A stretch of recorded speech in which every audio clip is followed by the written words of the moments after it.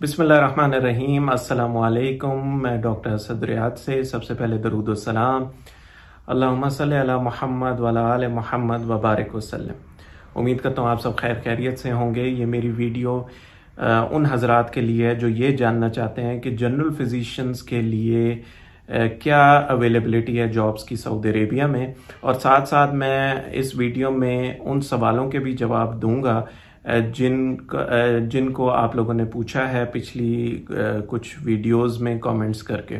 तो सबसे पहले मैं अवेलेबिलिटी के बारे में बता दूं कि सऊदी अरेबिया में जनरल फिजिशियंस के लिए दो तरह की जॉब्स अवेलेबल हैं, एक क्लिनिकल, एक नॉन क्लिनिकल। तो सबसे पहले क्लिनिकल पे बात करते हैं। क्लिनिकल में आपके पॉलीक्लिनिक्स आ जाते हैं और हॉस्पिटल्स आ जाते हैं। जो पॉलीक्लिनिक्स हैं उसमें ये मैंडेटरी है कि एक जनरल फिजिशियन का क्लिनिक ज़रूर होता है, इसलिए वहाँ पे डिमांड ज़्यादा है। लेकिन उनका जो सैलरी स्केल है वो तकरीबन 5-6 हज़ार से शुरू होता है और 8-9 हज़ार तक ख़त्म हो जाता है। It all depends on your experience. और अगर पॉलीक्लिनिक थोड़ा सा बड़ा है तो वो आपको 8-9 हज़ार तक ऑफर कर देते हैं। अगर छोटा सा पॉलीक्लिनिक है तो वो आपको 5-6 या मैक्सिमम 7 हज़ार तक ऑफर करते हैं। पॉलीक्लिनिक में काम करने का फ़ायदा क्या है? 8 घंटे की जॉब, वीकेंड की छुट्टी, कोई ऑन कॉल नहीं, कोई सरदर्दी नहीं। और ख़ास तौर पे ये सूट करता है फीमेल्स को, क्योंकि उनके बच्चे होते हैं, मैरिड लाइफ होती है, फैमिली सर्कमस्टांसेस होते हैं, तो ये उन लोगों को सूट करता है। लेकिन यहाँ पे सैलरी स्केल कम होता है। अब आप आ जाएं हॉस्पिटल्स में। हॉस्पिटल्स में भी डिमांड इसलिए ज़्यादा है जनरल फिजिशियंस की कि आप जितने भी ईआरस हैं उनके या इन हाउस फिजिशियंस हैं वो ज़्यादातर जीपीज हैं। उन काम वो एज ए रेजिडेंट ही कर रहे होते हैं, लेकिन उनका सऊदी काउंसिल से जो रजिस्टर्ड होते हैं वो एज ए जनरल फिजिशियंस ही होते हैं। डेजिग्नेशन उनका रेजिडेंट का होता है हॉस्पिटल के साथ। मिसाल के तौर पे ईआर में कोई जनरल फिजिशियन काम कर रहा है तो उसका designation with hospital ER resident होगा, लेकिन वो सऊदी काउंसिल से जनरल फिजिशियन रजिस्टर्ड होगा। इसी तरह इन हाउस फिजिशियंस जो हैं वो भी मेडिसिन रेजिडेंट या सर्जिकल रेजिडेंट्स कहलाते हैं हॉस्पिटल में, लेकिन असल में वो रजिस्टर्ड जनरल फिजिशियंस होते हैं। लेकिन इनका जो सैलरी स्केल होता है हॉस्पिटल्स का, ये क्लिनिक से काफ़ी बेहतर होता है। ये तकरीबन शुरू होता है 8-9 हज़ार से और ये जाता है तकरीबन 15 हज़ार पे।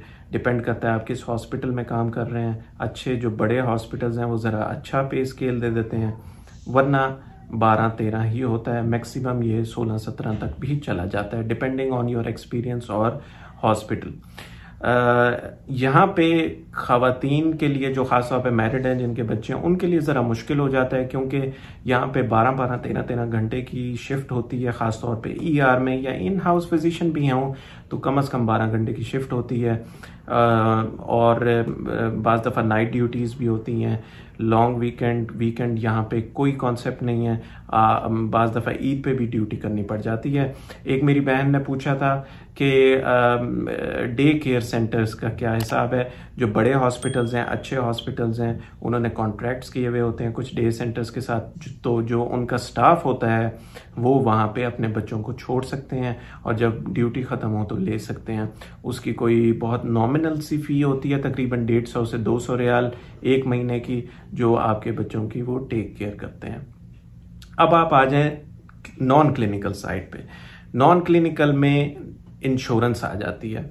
असल में निज़ाम सऊदीया का ये है कि जो भी पेशेंट्स होते हैं उनकी हेल्थ मेडिकल इंश्योरेंस होती है, और उसको मैनेज करने के लिए जनरल फिजिशियंस इसलिए चाहिए होते हैं कि जो हॉस्पिटल्स में होते हैं, जो डिपार्टमेंट्स होते हैं, उन्हें भी जनरल फिजिशियन चाहिए होता है ताकि क्लेम्स जो हैं वो इंश्योरेंस कंपनीज में सबमिट किया जा सके सही तरह।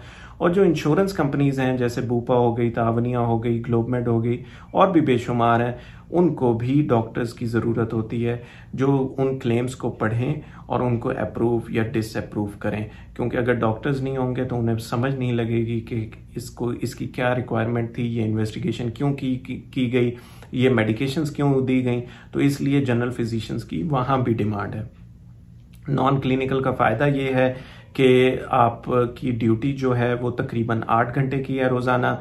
वीकेंड्स पे 2 छुट्टियां हैं। सैलरी स्केल भी काफ़ी बेहतर है, तकरीबन 10 से शुरू होता है और ये जाता है तकरीबन 16-17 तक, again depending on your experience और डिपेंडिंग ऑन द कंपनी।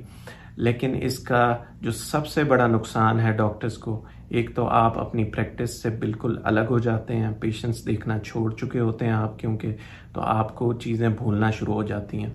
और दूसरा जो सबसे बड़ा नुकसान है इसका, जो मुझे भी फील होता है, वो ये है कि आपका जो सऊदी काउंसिल जो लाइसेंस है वो आप रिन्यू नहीं कर सकते बीइंग इन इंश्योरेंस कंपनी, क्योंकि यहाँ पे जो सऊदी काउंसिल की जो रिक्वायरमेंट है वो ये कहते हैं कि अगर आप क्लिनिकल जॉब कर रहे हैं तभी आपका लाइसेंस रिन्यू किया जाएगा, वरना आपका लाइसेंस रिन्यू नहीं किया जाएगा।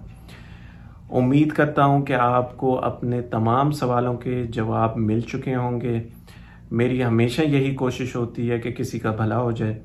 आप भी इस वीडियो को शेयर करें ताकि अगर कोई परेशान हाल है तो उस तक ये वीडियो पहुंचे, तो किसी का भी भला हो जाए, तो ये मेरे लिए भी अजर का बायस है और आपके लिए भी। आप लोगों का बहुत बहुत शुक्रिया। मिलते हैं अगली वीडियो में। खुश रहें, खुश रखें। आज की ख़ास बात ये कि रिश्ते भी रिस्क की तरह होते हैं, अगर उनमें बेईमानी या बदनीयती आ जाए तो बरकत ख़त्म हो जाती है। अल्लाह हाफ़िज़।